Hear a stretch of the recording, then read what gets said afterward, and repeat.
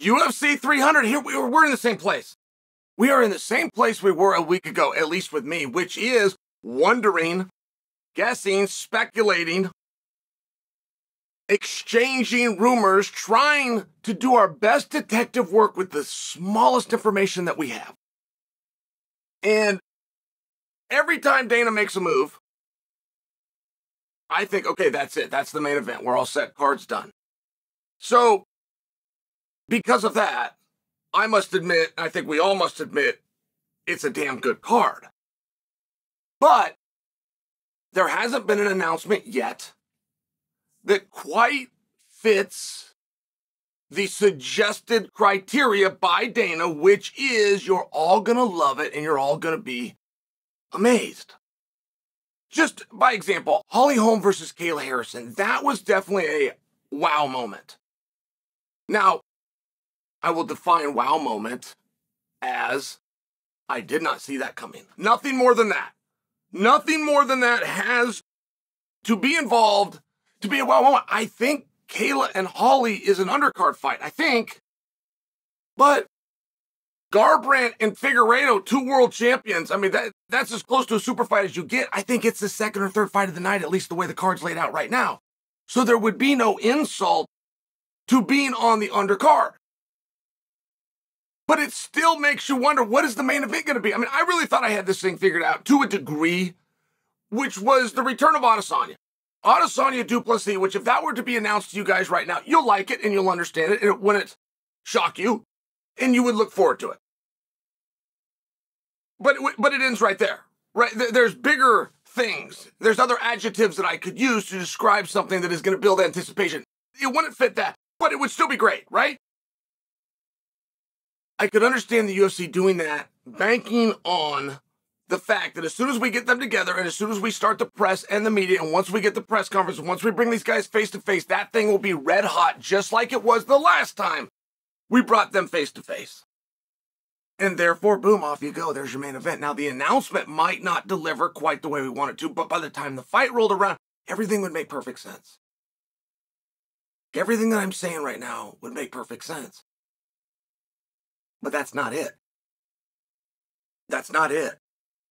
Dana is working on something else, and he's not flinching.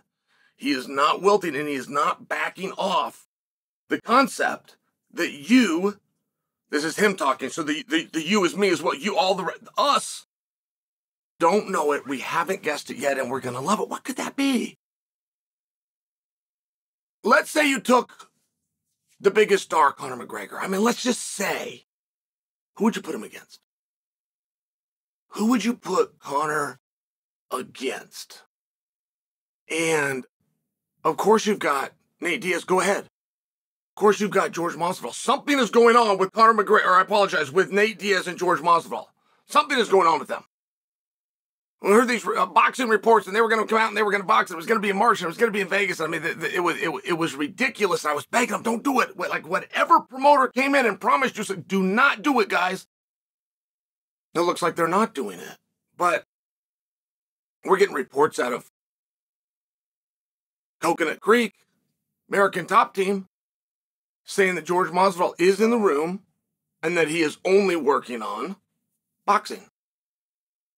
So there's just something going on. Does it have anything to do with the UFC? I would not think so. Bringing Conor over to the UFC, just for example, but not making him a title fight, right? If you bring Conor over, you put him in a main event, but if it's not a title fight, you now have a non-title fight on top of the bill in what is supposed to be the biggest card that you've ever promoted. It's tough. I don't buy it. But it didn't have to be that either. Right? It doesn't have to be. These aren't Chael's rules where Chael says you have to have a title fight. Dana didn't say we'd have a title fight. He just said we were going to have a wow moment. I mean, I heard a rumor last week it was going to be Fedor versus Tom Aspinall.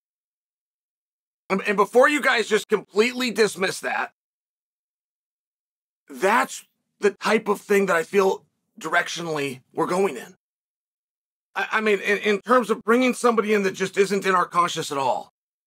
For it to be a wow moment, if you were to take any champion versus any contender, and the contenders traditionally have been top 5 opponents.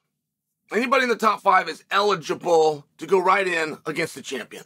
And if you were to look at any division, look at the champion, look at the top 5, fine. But that would feel like a normal night of business. That would just feel what we've been doing. It would not be a wow moment. It would be a normal, we like the sport and we like that and we get it and we'll be their moment. Not a wow moment. So it just feels like it has to be somebody or some kind of pairing. 2 different weight classes, for example. But that's also a tough spot if you start doing interesting pairings or you bring a guy in on a one-off or you're juxtaposing weight classes. If you're doing anything that doesn't constitute a title match at the top of the bill, it's just not a prediction that I would make.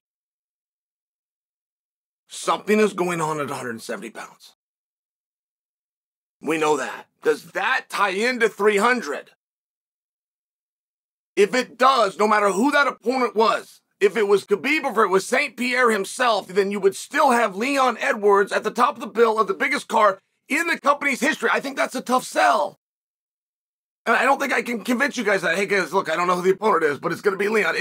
So Leon would walk last. The last person to walk through the curtain in the biggest show in the industry's history is Leon Edwards. I just don't think that you're going to put your money on that bet. I did not mean, I know I just insulted Leon, but I'll tell you what, I didn't mean to. I'm trying to guess, right? Like it's a two-man and there's opponents and there's just a real relevance there. And there is no denying who the champions are. We know they have belts. There's also no denying who the biggest star is. It's Conor McGregor. What do you guys think here? I mean, this is getting pretty wild, right? And the Kayla introduction, by the way, I thought that was at 145 pounds. I just assumed that. And I also had remembered seeing a tweet by Cyborg. And Cyborg saying maybe I should return to the UFC. And she was saying that in response to Amanda hinting that she might be returning to the UFC. So either way, I have this in my mind. I think, okay, we've got this 3-way dance going on.